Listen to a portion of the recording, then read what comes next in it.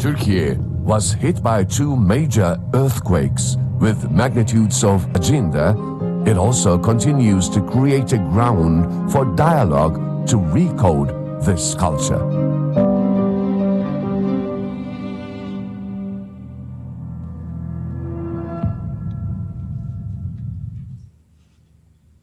Değerli katılımcılar, hanımefendiler, beyefendiler, hepinizi saygıyla, sevgiyle selamlıyorum.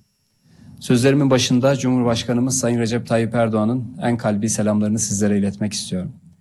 Hepimizin malumu olduğu üzere ülkemiz 6 Şubat'ta çok büyük çapta bir felaket yaşadı. Kısa bir süre içerisinde çok yıkıcı 2 depremin meydana gelmesi ve bunları takip eden artçı depremler devasa bir alanda yaşayan 14 milyonun üzerinde vatandaşımızı etkiledi.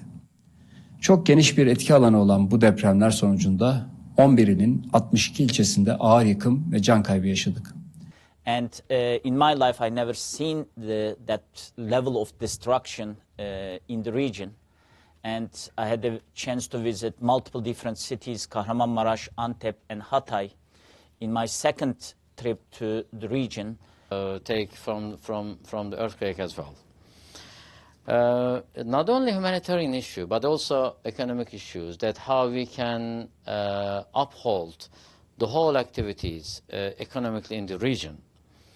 And according to the studies, the terror made and the other parties, the resulting impact is around, as our President, Mr. Recep Tayyip Erdoğan explained, $104 billion. Many European countries, for example, 3 times larger than the size of Switzerland, the Netherlands, Denmark, and it is equal to the size of Bulgaria. Can you imagine? This is a very large area affected by the earthquakes.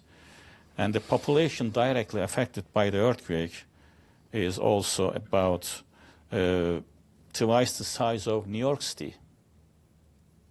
15 million people are directly affected by these earthquakes. So after these earthquakes, we utilized 85% of the United Nations INSARAC search and rescue teams. INSARAC means to IR security studies. That means we are facing a different world. Member of the organization like the USA that we are here.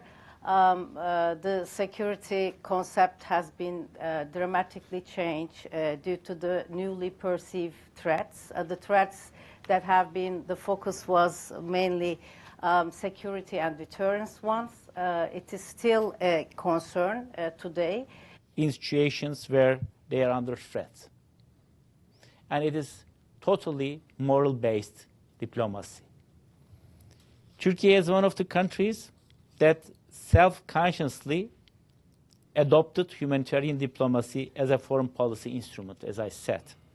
And Turkey's human diplomacy has 3 dimensions. The first dimension, is concerned with Turkish citizens living abroad, those people living here. So I'm going to try to keep my remarks relatively succinct.